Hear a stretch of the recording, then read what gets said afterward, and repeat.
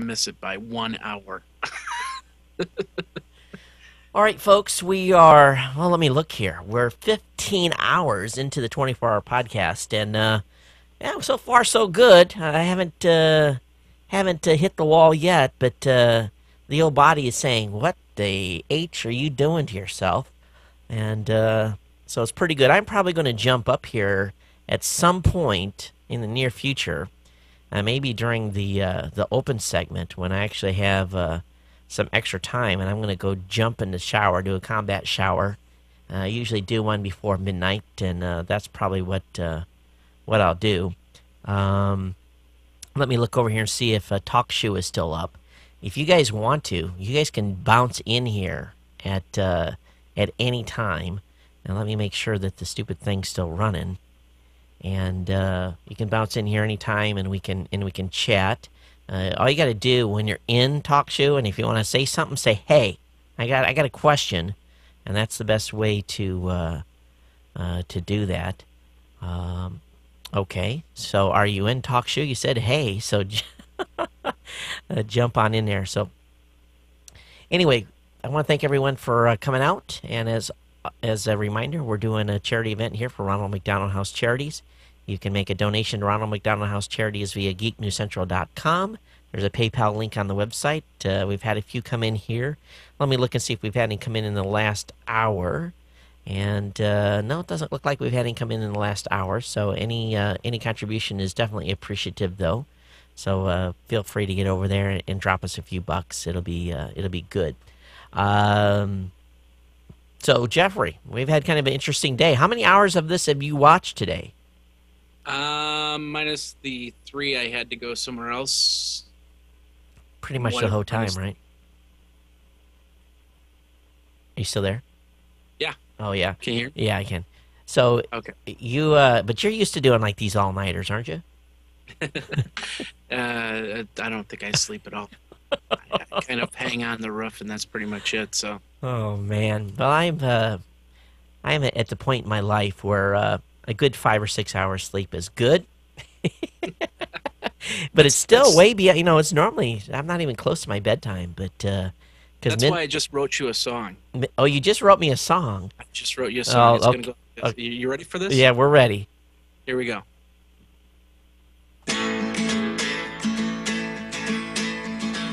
Wake up. Oh, come on now. I thought we were gonna do something a little more exciting than that. Well, that requires work and geez, I've been working all day and now it's time to kind of sit back and relax and kind of coast these last couple hours, right? No. It's continue to work. Continue. It's not. Like we're not in the last few hours. We have 9 hours to go. Oh, I'm sorry. Last few hours for me. Never mind. Yeah, so 9 hours to go. So that's only 540 minutes. Yeah, only. It's not too bad. That?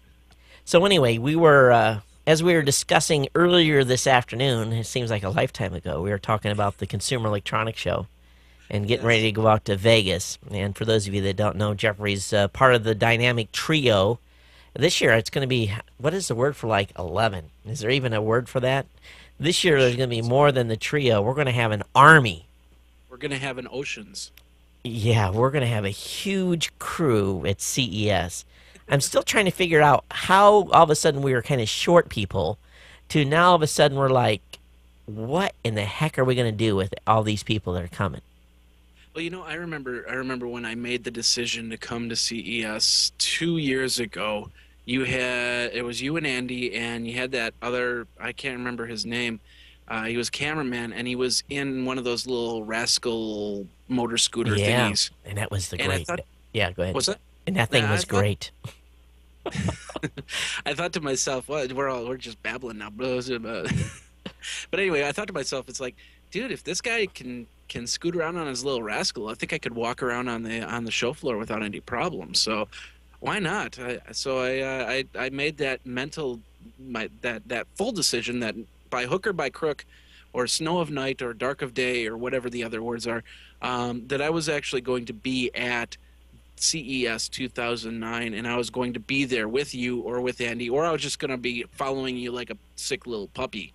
One of the two. Well, So. don't you wish you had one of those go-go karts to ride around in about day 3? No, I want a golf cart. We Oh, went from one building to the other in a golf cart, and it's like I'm thinking to myself, this would be perfect yeah. to have a golf cart like that. So It's oh man, I'm getting ready. I'm gonna go buy new tennis shoes. Because I need some shoes that have, I mean, like the freshest padding. I'm not even gonna wear them to the first day of the show because you can get at least 2 days of like the factor from new tennis shoes, and either that, or you break them and you get blisters all over your feet, and then you can't walk the next day. yeah, One of the two. that's It's all going to be good. So that's true too. But if you get good fit shoes, they're good. But the yeah, shoes Andy wears, I don't know how he does it. Those things, I'd get down on my feet and I'd take my shoes off, my feet would explode. They yeah. really would, and I would just be left with chard down at the end of my stubs down there, and they'd be thinking, "What have you done to me?" And for those of you that are like, "What in the heck are these guys talking about?" Um, every year we go to CES, and the Consumer Electronics Show happens right after the New Year. This is the 5th year that we'll be going, and we take a number of camera crews. We cover all of the events: digital experience, showstoppers. I'm missing one. CES Unveiled, and we do our best to interview every cool company that's there. And there's 3,000 companies there, and I think last year what did we end up with? 140 interviews or something like that, and 50 hours of back channel or Yeah, something yeah, to yeah. and tons of content, tons of pictures, tons of Twitters, tons of everything, and these little cool thumb drives that are all over the place in my place. So Hey, Rev Tim, I see you in Skype. If you want to jump in, come on into GNC Pod 2. Join the party. Um, so, but I want to talk about some, if that's okay. I'd like sure. to kind of shift gears here. I'd like to talk about one of my newer podcasts. As you know, I run Geekazine over at geekazine.com. I'm going to be switching it over to a new server. Got the GoDaddy server all set up. Got my first website over there. That's what I've been doing all day, is actually setting it up for the import of Geekazine to the new server. But I got another podcast that I started up. Well, technically started about 3 months ago, but in all reality, I've been running this podcast for pretty much as long as I've been doing my regular podcast every single Wednesday. And it's just that I went from a weekly format to a daily format, and Right. it's called the Day in Tech History. And it as far as I know, it is the only 7 day a week podcast. And if there's anybody else that is a 7 day a week podcast, please let me know, because I'm looking for other people that have podcasts that decide to go 7 days a week, because it's interesting to see how you do it and how much stress it really can put on you sometimes. But then again, how far ahead I can get before I have to worry about doing this podcast again. Right. So Are you how far are you away from doing a year's worth of content then? 364 days. No, how far away are you from being finished with a year's worth of content?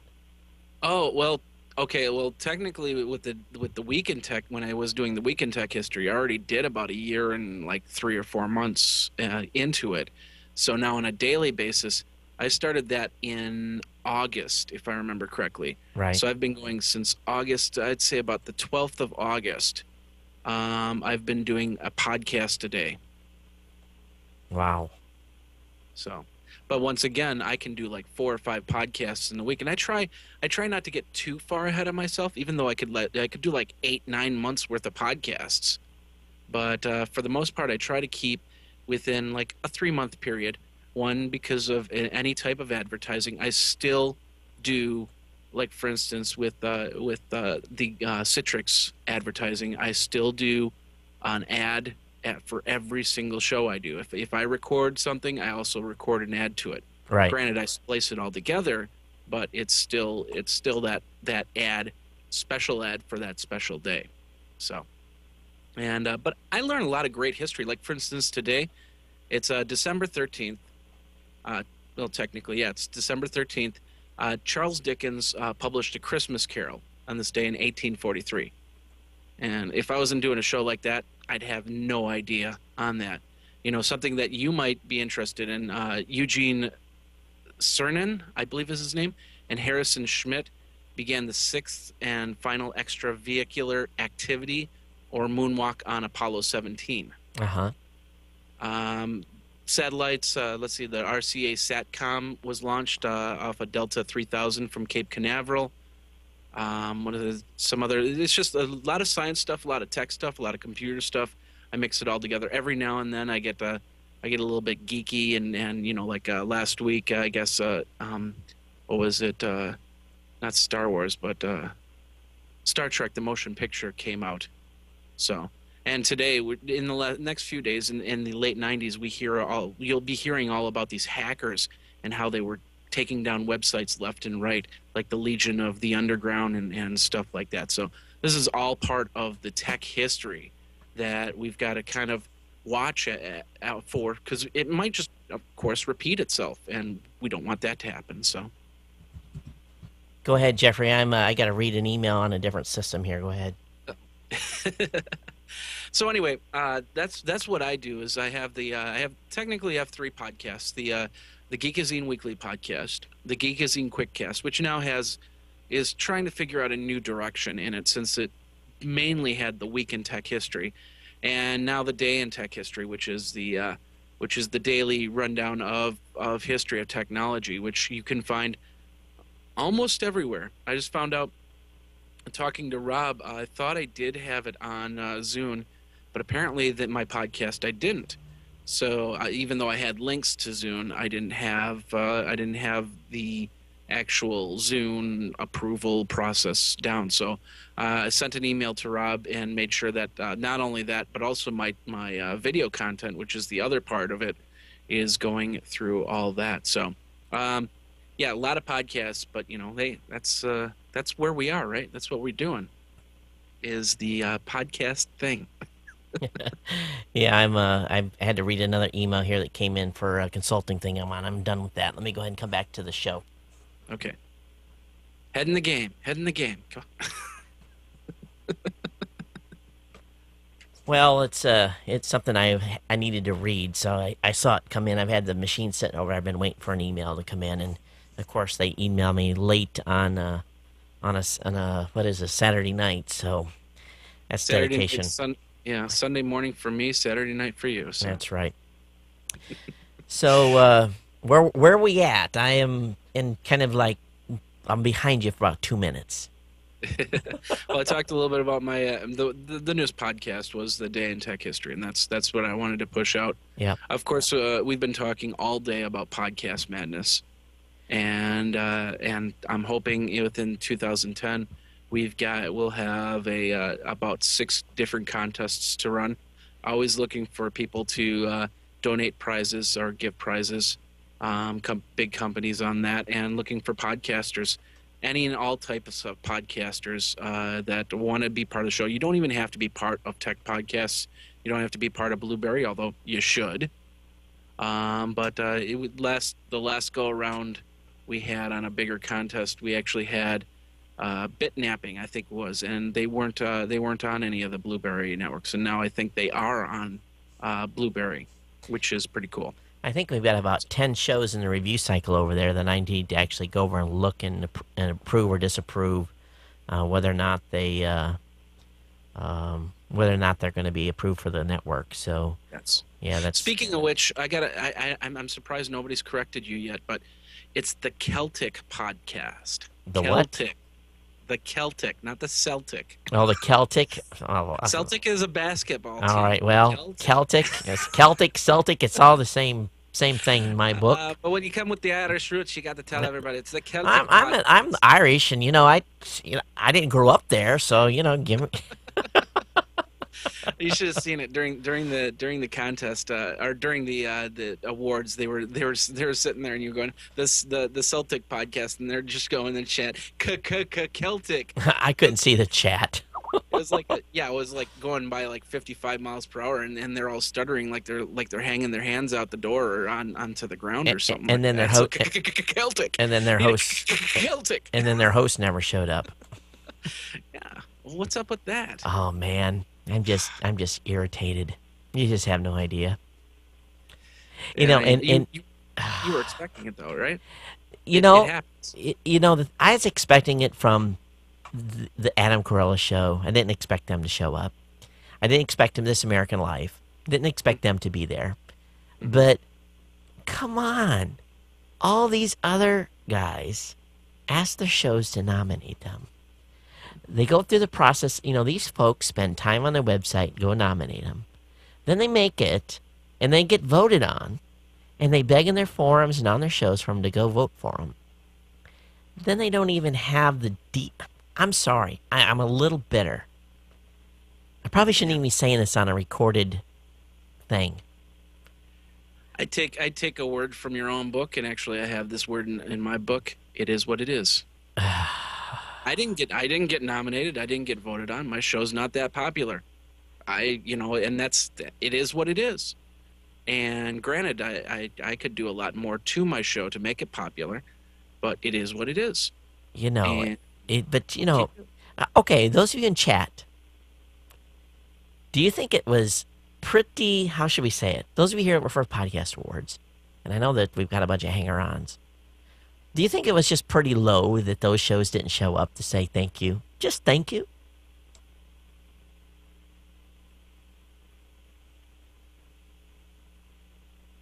silence goes over. Yeah, the there's crowd. some of it. Yeah, it's.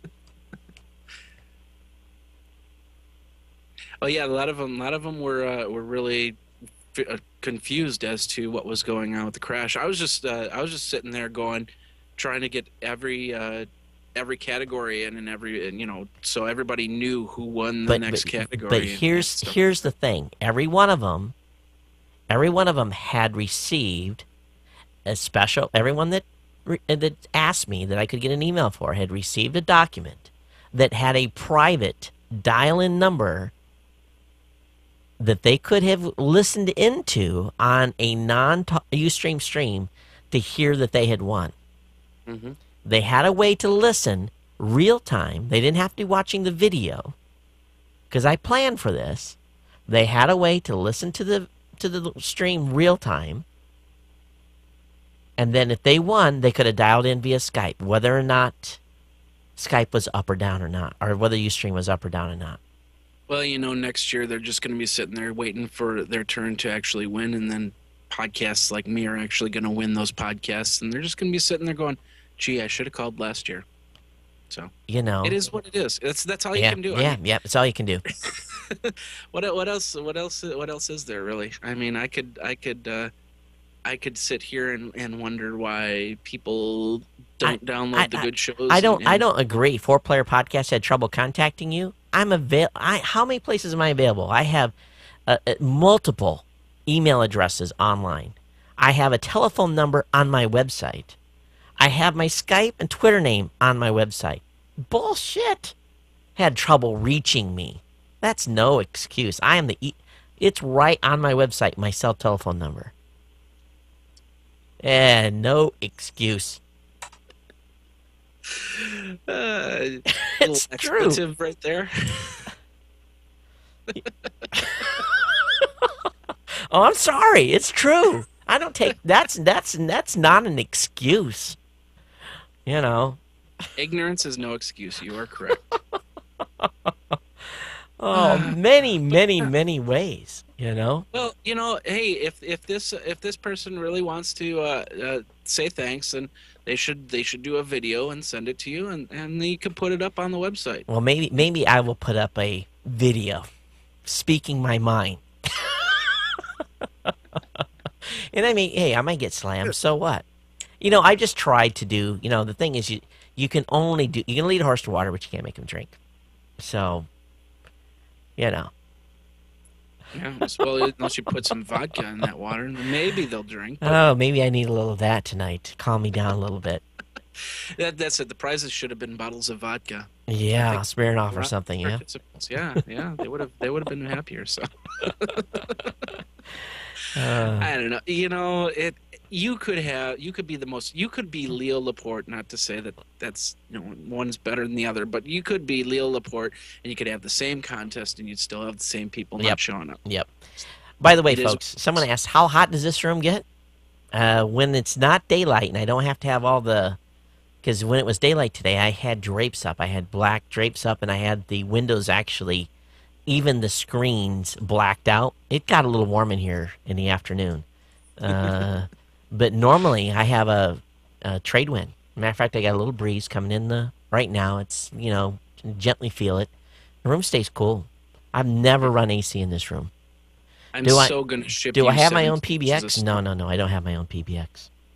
I'm so gonna ship you so much snow that you'll freak. I see snow every time I open my freezer.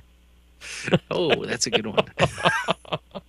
I'm gonna bring packaged UPS a snowball, and then I'm gonna open it up and I'm just gonna throw it at you. That's How's fine. that? That would be cool. You know what I'm wearing today, right? You guys saw, right? Shorts. Hopefully you're wearing shorts.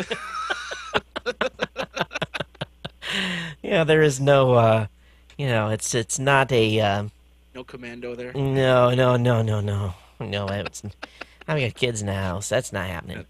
Yeah, okay, okay. But yeah, actually, I went out. The biggest thing I wanted to do is go out and get some food during the 3 hours, and I got outside and I just realized, oh my goodness, it's actually raining, which means it was 32 degrees, so it's like on the verge of going to ice. But it's Oh, not going to be ice, but it's not going to be rain. So tomorrow morning I'm going to wake up and all the snow is going to be glossed over like a right. piece of plastic. So The, it is. someone said, Help Tech Online says, it's always hot at the condo in Hawaii Kai. You know what? Here, I'm actually on the top of a hill, it's actually the little town that they call this little district. It's actually called Makakilo. And we're at the top of a hill, so I get all the trades. Generally, there's 3 or 4 days, maybe a week, a year, where it kind of gets, ugh. Like you want to take all your clothes off and, take a shower every 20 minutes because it's yucky. But I've got an AC in the room, hasn't been turned on in 2 years. So that gives you an idea. Got the nice ceiling fan. That's all you need. Yeah, I've got a ceiling fan going on. It's running. Matter of fact, you can see a little bit of a shadow of it in the screen a little bit. But I was going to change. See, there's a different camera view. Let me actually see if I can move people around see, the space is not that big. Oh, see, I haven't showed that sign too often. It's actually, there we go. There's my open 24-hour sign. Actually, it's supposed to be there.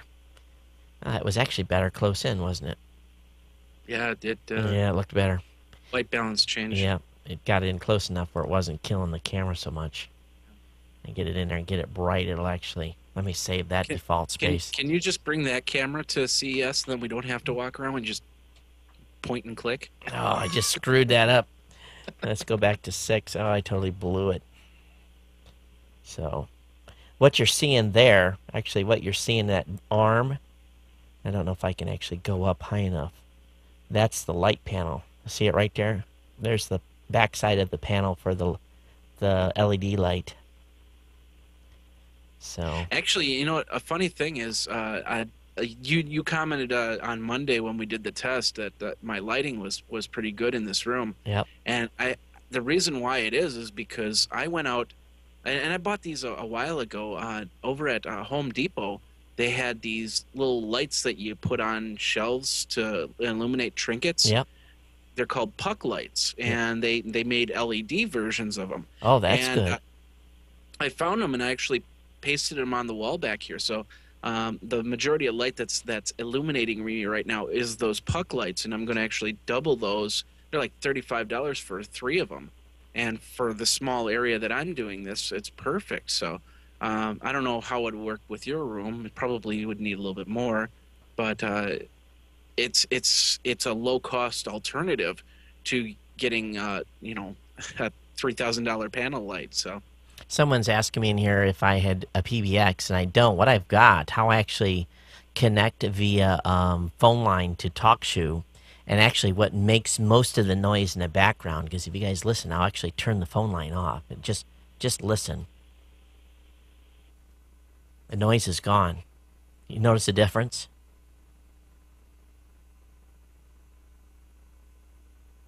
Could you hear the difference, Jeffrey? Oh, when I was on Talk Show, I noticed there was a difference, but not here. Yeah, but the I've got a Telios bridge right here that actually connects via the phone line. So we're actually dialed into the phone line. So that's how that works. And in Hawaii, we don't have any fiber. Everything here is, I've got a business cable connection. I have a DSL connection that runs the Ohanasaurus.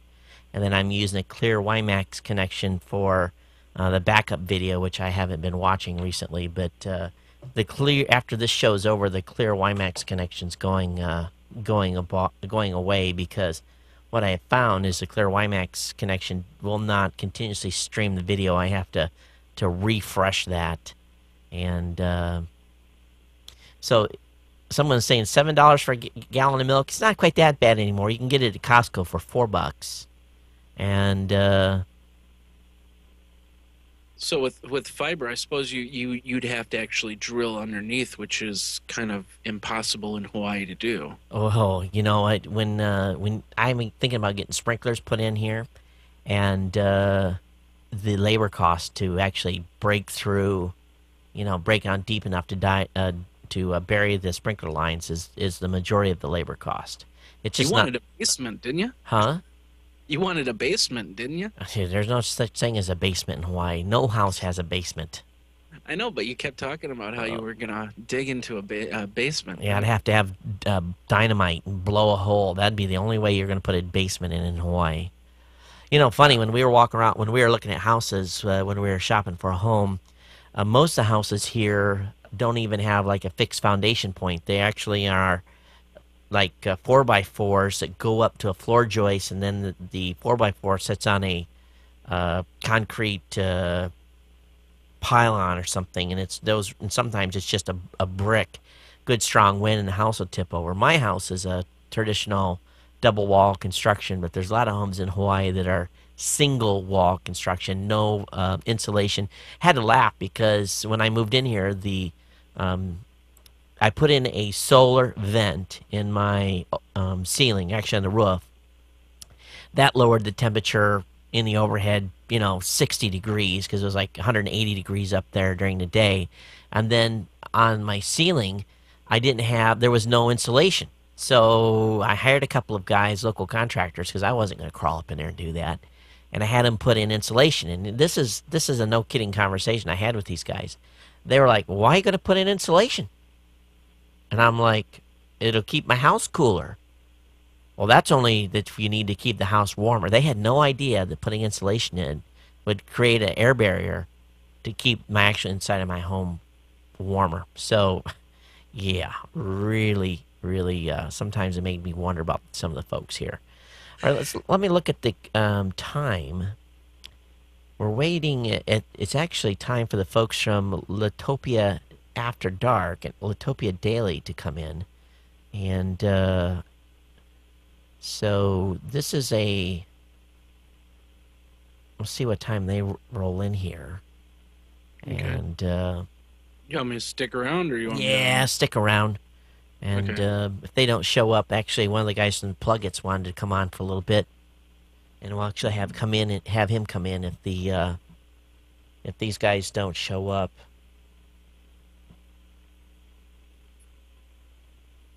So what's the plan for next year? Do you have anything solid you can talk about there, Todd? In regards to what? Anything? Ideas or At this point, the challenge is to get through CES. I'm not even thinking anything beyond CES. Actually, okay, Agent Pete's coming in. So call in on GNC Pod 2. That's where I want you to call in on, GNC Pod 2. No way, never do 48 hours. DGM Murdoch, if you want to go to podcastconnect.com, that'll give you the list of podcast award winners. So, yeah, I have no idea what to, I've got to get through the end of December where we launch all our new advertising campaigns and then get really going here for CES and get that underneath my belt. And let me hang on a second.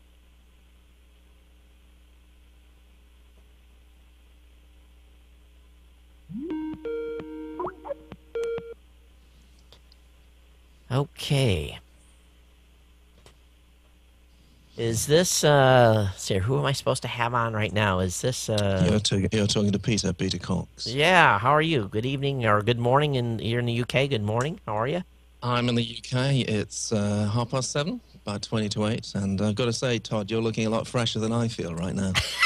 And you had probably a full night's sleep, right? I did, yes. I kept up with you until about midnight our time, and then I thought I'm going to have to crash out. Yeah, well, we're only 14 hours and 37 minutes in. Actually more than that. 15. Wow. Or where are we at? Yeah, 15 hours and 37 minutes. So we're doing good. So what's your secret? What's my secret?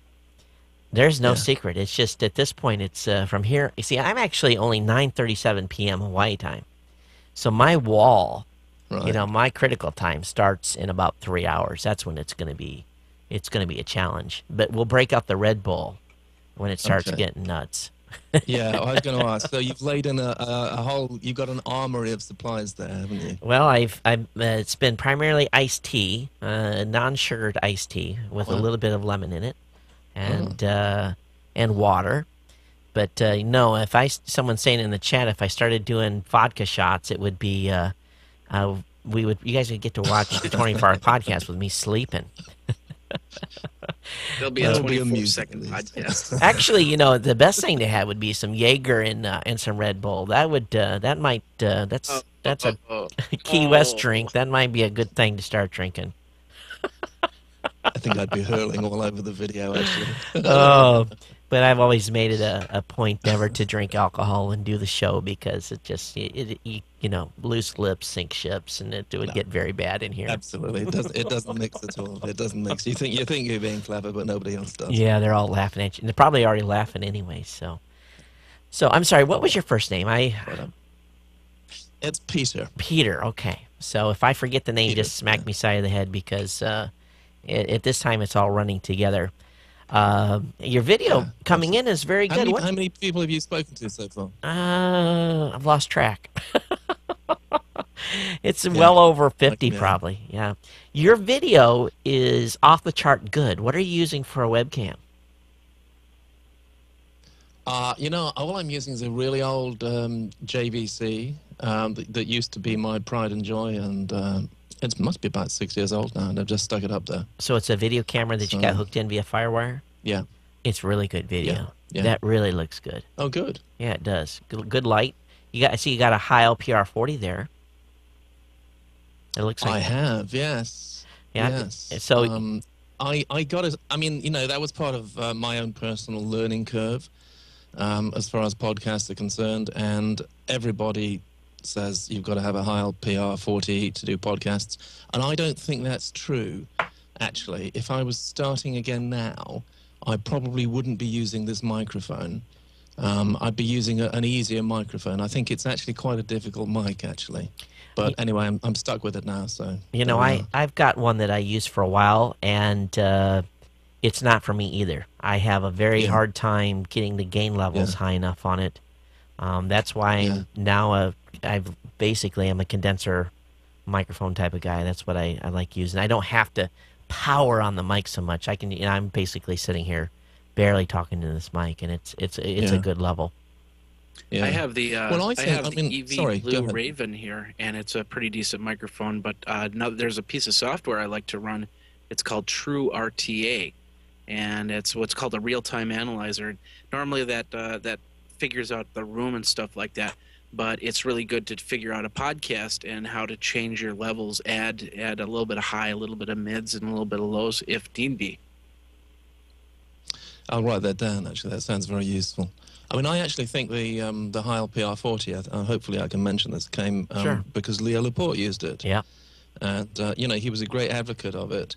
And it works fine for him. He's had, 30 years experience in radio, plus he's got a very deep resonant voice, so he's got great mic technique and so on. But I think, if I was recommending a microphone to anybody, I would not suggest this one, actually. Yeah, he's got the chops to do it, and my voice is not not deep at all. And when I speak into that thing, I just cringe when I hear the recording on it.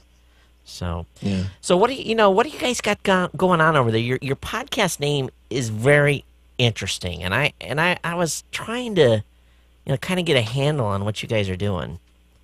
So we're trying to get a handle on it too, actually. And if somebody can explain it to us, we'll be very happy.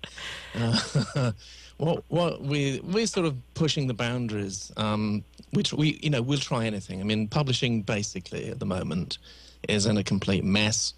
It's in a state of transition. I mean, it's been hit by the recession, obviously, but in addition to that, it's the last big media industry to go digital. Right. And, honestly, I mean, no one knows what publishing is going to be looking like in 2 years or 5 years, certainly. So what we've been doing in Litopia, which is just a writer's colony, it's got no association with publishers. I mean, a lot of our members are published authors, but it's got no connection with the publisher. I mean, what we've been doing is really just trying to work out for ourselves where the future lies. And we produce our own e-zine. We have all kinds of things going on inside the colony, which is what we call it. And about 2 years ago, we started to experiment with podcasting because some authors were doing extremely well with podcasts as a promotional thing. So we started doing a weekly called Litopia After Dark, which was which still is a panel discussion, mainly from people inside the colony. And that goes out live every Friday night, and then obviously it goes up on iTunes and so on over the weekend. And that's a complete mixture of things. We have 4 panelists, usually from all over the world. I mean, last week it was India, Norway, Florida, and England. Yeah. So we just bring writers together, and they bring subjects to the table that are interesting or important or just amusing, actually, to them. And it's a very free-flowing discussion. But then, about 18 months ago, we thought we'd like to, because it's going so well, really, we'd like to do another one. And then on the back of that, we bolted on a daily, which goes out 5 days a week. So we're actually producing 6 podcasts a week, and the daily is supposed to be coffee break listening. It's just like 10 minutes, really, so you can squeeze it into your day. And the weekly is about an hour. So that's where we are now, and it's some of the things that we try don't work, but some of the things we try do work, and I think it's all really trying to find out where the future lies for authors and writers, and how, most importantly, how we're going to make money out of it. Yeah, I think that's the biggest challenge. Let me ask you a question on your 10-minute show. Is it taking as long to produce your 10-minute show as it does your weekly? No, the secret is pre-production. It's doing them all at once, actually. If either my schedule slips, which does happen, especially over the past couple of weeks or so, because it's been a really busy end of year, or if we, just something else goes wrong somewhere, and we have to resort to recording on a daily basis, then the production overhead, certainly in terms of time, is quite intense. But normally what happens is that the dailies are put together on a Sunday, usually on a Sunday evening, and we can do 5 quite easily like that and just stack them up. And as you know, with WordPress, you can program stuff in to be released as and when. And everyone thinks that actually the daily is a huge chore, but it's actually worked out quite well. So the overhead is not that great, and it's a nice. It's a different thing. I mean, we are still experimenting. I think we got the format of Litopia After Dark right, and it's taken quite a long time. We've experimented with the format a lot. Litopia Daily, the format has been changing quite a lot. And in the new year, we're actually bringing in a new format whereby we're topping and tailing the week. So we're starting the week with what we think is an agenda-setting show, saying, look, these are the things to watch out for this week. and we're ending the week on Friday morning, with a show that's just a kickback show, really. That's, just a bit of fun. And then in the middle of that, we're putting a lot more user-generated content. And so, again, we're creating an opportunity for authors to have a go at doing stuff. And some of it will work, in which case, that's great. And some of it won't, in which case we've learned something. So I may have missed this in the beginning, but how long have you guys been doing this? You said for about a year or so? Litopia After Dark's been going for 2 years Oh, okay. now. Yeah, it feels very well established. In fact, last Friday was our 100th show, and this coming Friday is the last show of the year. It's going to be an unusual show because it's just going to be party time. It's going to be a silly show, really. I think people will be completely crazy, but normally it's a very interesting mixture of, sometimes very serious subjects. We do tackle intelligent subjects. We're not. We are writers. We're supposed to be using our brains. Right. We do tackle intelligent subjects. We're not ashamed of doing that, but we are not, sort of literary snobs. I mean, I think there is, especially in Britain, I think there's far too much snobbery associated with reading and writing. And Well, there's plenty anything but that. There's plenty of that in the United States. And I take a lot of abuse on my show too because Really? oh yeah, it's not abuse. It's all in good jest, but when I do an hour and 15 minutes twice a week, and I do it straight through. It's really flash record, go, and end. And when you're putting out, I don't know what my word count is. Someone will figure it out someday. But when you're going at the high rate that I typically go by, the brain misfires. It just does. There's nothing you can do about it. And or a word that you speak correctly every day, it comes out weird. And if someone said I need to make a wall panel of Toddisms and then sell those for a profit, Yes. then people would have a good time with them. But I think. Well, I think that's one. Sorry, Todd. I think that's one of the things that we've learnt. Actually, I mean, I've learnt as the sort of technical guy behind the scenes, and also the host of the podcasts. But also, I think a lot of our members have learnt too. When I first started, I was incredibly nervous about getting things wrong. Yeah. And that would mean that we'd put a lot of. I mean, sometimes almost all my Fridays would be consumed trying to work out the script for that evening's show. Or afterwards, there'd be a lot of post-production, trying to edit things so it sounded great. And I think we've all really grown in terms of confidence. So we tend not to get so many things wrong. But if we do get things wrong, it doesn't matter. Because that is, we've learned that is really the nature of podcasting. Yeah. If you do get things wrong, that's great. It's part of the fun. It's part of the entertainment. Leave it in. Yeah, it is. And people aren't perfect. And they expect those nuances to be there. And when you have a show that is heavily edited, it doesn't sound natural. It doesn't flow. And you no matter what you do, it's, I think it's just static. I can tell when shows are edited in. I'm always teasing. Andy McCaskey, I love him to death. He's a very dear friend of mine, and he does STR News. And he just announced recently that he was going to go from 5 shows a week to 3 shows a week because he scripts his entire podcast. And I've teased Andy. I said, Andy, come on, go free flow. Try it. It'll be, be refreshing. You'll be integrated. There we go. There's a Toddism. We'll be integrated. You just whatever. A new word there. Yeah. And so I said, it'll be life changing, and he can't do it because he's trained himself to a certain extent, and it's very hard to break that habit that he's done. And so he's going to stick with the same format and go to 3 days a week and preserve his health and his sanity and make this thing fun again. Yes. And what I've found very useful actually, and I still do really for sort of continuity purposes, is I'll have my first minute or so scripted because it focuses me I'm confident then that I've got a good introduction. I'm talking about Litopia After Dark now. The dailies are not scripted. You couldn't possibly do that. Right. And it sort of sets up the show.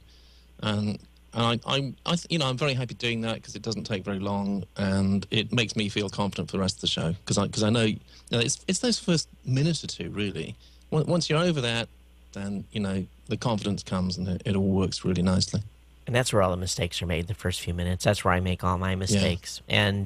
But I have a set opener that I do, and that helps me get into the flow as well. But there's always something that messes up, like the audio doesn't play for the intro or something to that effect. But it's, again, it is what it is. And and you learn to live with it, and you just laugh at yourself. And the audience laughs along with you, so that's the that's the fun part. Yeah, well, that's the nature of the medium we're using, and as writers, this is a new medium. We're exploring it. We're finding out how it can work, and some writers are using it very effectively. At the moment, publishing, publishers are very old-fashioned people. Actually, yeah, they are. I mean, a few years ago, I was trying to persuade all my publishers because I'm an agent by trade, and I deal with publishers all the time.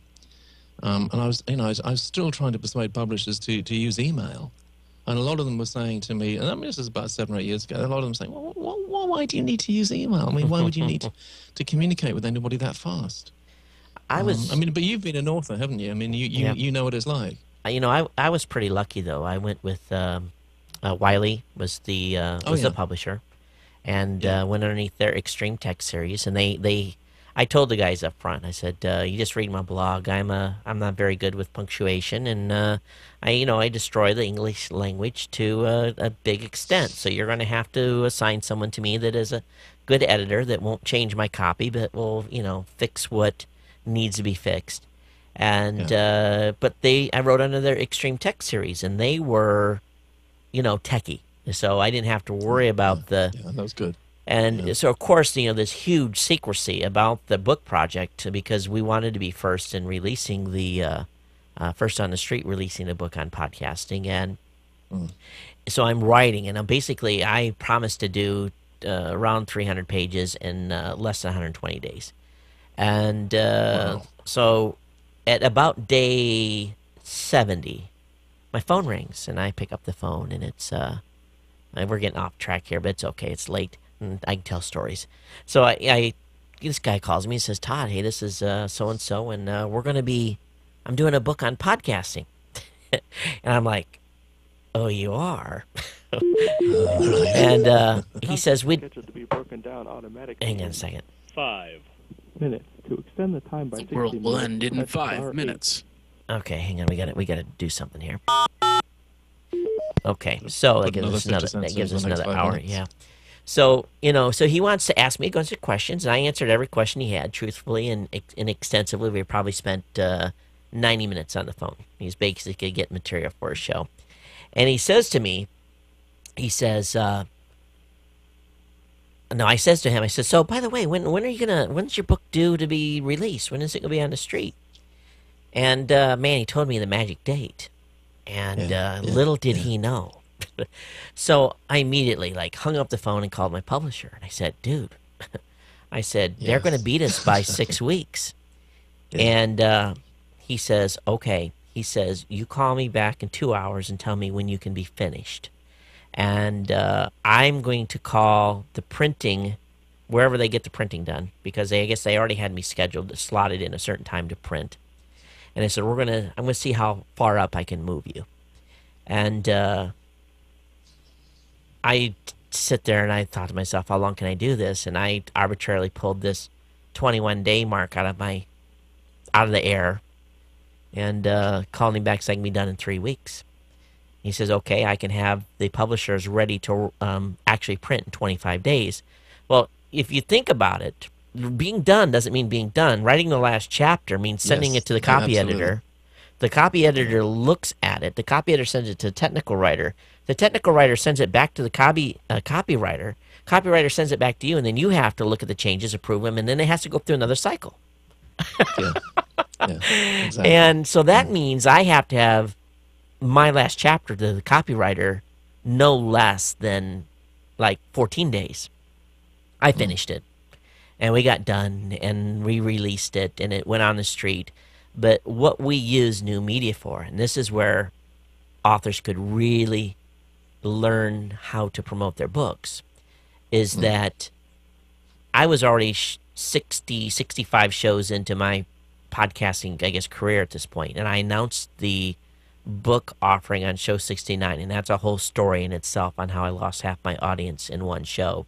But oh yeah, because all of a sudden I'd sold out and took money to write a book. I was the bad guy, and I literally lost half my audience overnight because of that. And then there was, there's other things that play into that. But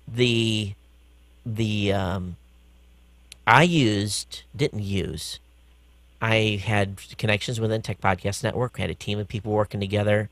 I blogged. I podcast about the book. I wrote anywhere I could write about it. I wrote about it, got people to do reviews. And what ended up happening is we sold the most books that were ever sold in the Extreme Tech series. And that book received a New York Times 2005 award for the most, it was in the top 10 top most talked about books of the year. Now, it wasn't in any top 10 list. Fantastic.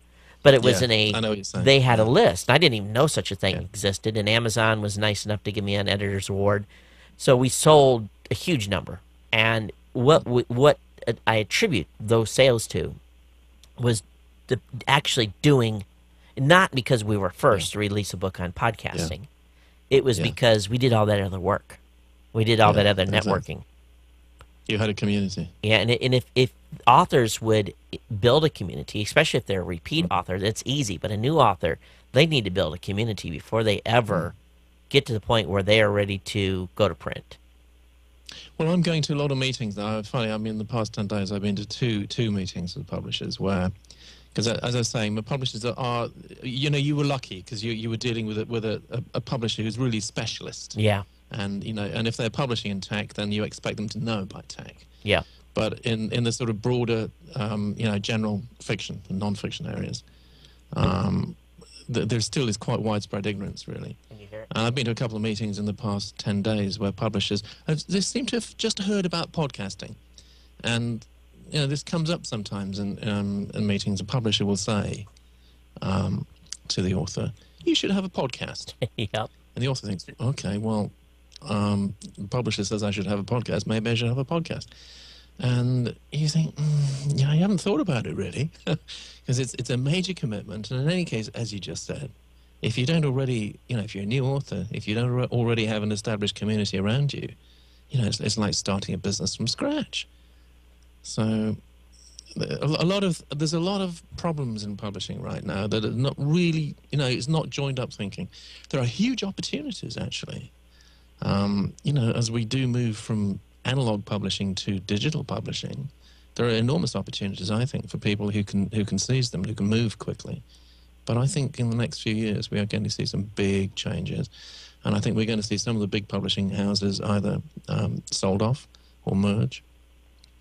I mean, I heard you say actually, I think a couple of podcasts ago, that something rather horrible happened to your Kindle, didn't it? You want to see it?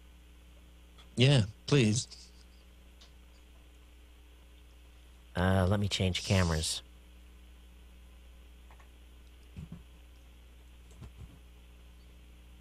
We need some death march music here. Yeah, it's POW. You don't put your computer bag on top of this thing and have it survive. Yeah. So the new one's here. I ordered a replacement immediately, but authors hate these things. Yeah, I know. I mean, a lot of publishers believe that the ebook is going to single-handedly save the publishing business as it exists at the moment. I don't think it will. I think that it's going to work alongside traditional publishing for a time. But, even getting numbers, particularly out of Amazon, is not easy. I mean, how many Kindles have they sold? They're being very coy about that. Yeah, they have. And, the whole Dan Brown thing was quite interesting because to begin with, all the trade was told, really, and I don't really know where it came from, that 50% of Dan Brown's books have been sold as ebooks. 50%. It's massive. Well, actually, it turns out that was like the first day. And then over the next 6 weeks or so, it came down to certainly something significantly less than 5%. So, the extent to which the ebook will take over, I don't know. But even there, I mean, apart from the problem you've just come across, of course, there seems to be a price problem. And at the moment, publishers are holding back ebooks, actually. Yeah. Because the way publishers make money, as you know, is out of hardbacks mainly. Yeah. And it seems that the buying public is not prepared to pay more than $9.95 or £9.95 for a download. And if that is the case, then that's going to have a horrible effect on publishing. Well, if you think about it, though, sell a book for. The cost of delivery is nothing, so it's a pure $9.95 in profit, whatever, minus the Amazon cut. So in that instance, it's okay, and it gets people to buy books that probably would not buy them at all. Because I will not buy. I don't buy any more hardcovers. It's just, first of all, once you go digital, I think it's pretty easy to stay digital. It's easy to read as a book. It keeps my bookmarker. I can read multiple books at the same time. It's obviously the books are cheaper. That is an issue. I don't have to pay $26.95 for a book. I pay here in the U.S. $7.95 for most new releases, or $9.95. So I don't know. It definitely is a challenge, but I think I've bought books in the last month that I would have never, ever bought, even as paperbacks, just because that's encouraging. Yeah, that's good news. It is, but I read a considerable amount of books. My kids devour books. My kids are, we've raised avid readers, and but they go to the library and they come home with a new stack every week and plow through them and send them back. But I don't think all hope is lost. I think people just have to realize it's a different marketing medium, and they have to market towards it. And there will be a certain amount of pilferage where people won't pay, and there will be stuff available on peer-to-peer networks. But I learned a long time ago that if you want quality stuff, you're gonna have to pay for it. Everyone likes to rip off software. Everyone likes to rip off music. And maybe it's because I'm older and I have the income to be able to support stuff, but I pay for what I use because I appreciate what's being written or what's being created. Well, that's right. I mean, I think there is some hope there, actually, because that is another one of the spectres on the horizon. I mean, is it going, when we are completely digital, is it going to be like the music business? Are we going to really get hit by illegal downloads? And I think there is a difference, actually, because, when you read a book, you form a relationship with the author. And especially if you like the author, if you then go on to buy other books in the series, I think generally speaking, you want to become a fan. Yeah. You don't want to become someone who rips that author off. And encourages them to write. There's a little bit of hope there. Yeah, and I read a lot of sci-fi, and if I find a series I like, I'll buy the whole series. And I won't maybe I won't read them for 6 months, but I buy the whole series, just so that so I have them. I'm a little bit different. I actually got one of my sponsors is Audible, and I've been taking Audible podcasts and putting them into my iPhone and getting the book and actually reading the book while I'm listening to the podcast, because otherwise I just won't read the book. All right. I'm just not one of those. I'm just not a reader. But with this, it kind of puts me into two sensory modes, and it makes it a lot easier.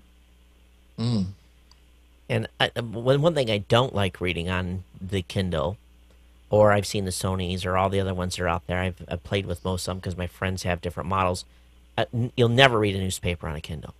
I am an avid Wall Street Journal reader. I like reading. The Wall Street Journal is the paper that is in my throne room. And so actually reading the stuff in the margins, maybe not necessarily the main stories, but reading those sub-stories, the stuff I can find in the journal that way. But I tried doing it on the Kindle, and I wanted to smash it. So it hasn't got that flickability, has it? You can't just browse, next page. It's easier to read the journal online. So even though the newspaper business is in massive trouble, I don't think it'll ever move digitally. They've got their own challenges, and it's not looking good. But and if they're going the big issue there, of course, is Rupert Murdoch's paywall going to work? And I wonder if it is, because what he's trying to do really is turn the tide back. Yeah. He's and I don't think anyone's ever successfully done that on the internet. Yeah. But there again, if anybody can do, he's got deep pockets to do it. So we shall see. It's interesting times. Let me look at the time here because I think we're right about time that we're going to have my good friend from Computer America call in. Carrie Holtzman's due to call in, and I need to free up. Jeffrey, could I free up GNC Pod 1 and get Carrie in here? And, No. Okay. That's all right. I'll bounce you. It's okay. And I'll just go over to TalkShoe Okay. and bug you there. That's not a problem. all right. So. And we got, I guess, Bree's up on TalkShoe. Hey, Bree, good morning. And Bree. I see her Okay, there. let's see you over there. And I am watching the chat, guys. For those of you that are wondering if I'm watching the chat or not, I am. But very good conversation. I think we could have talked a lot longer about this on, publishing and so forth. I'll be definitely checking your show out. And let's see if Carrie is actually...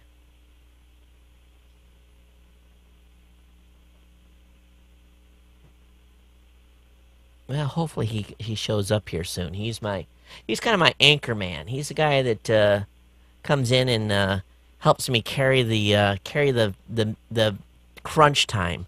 Can you bring me? My daughter's just walking in here. Could I get some calamansi in that? Split one in half and squeeze them both in. Do you guys know what calamansi is? No, what is it? It's about this size. It's sweeter than, it's a cross between.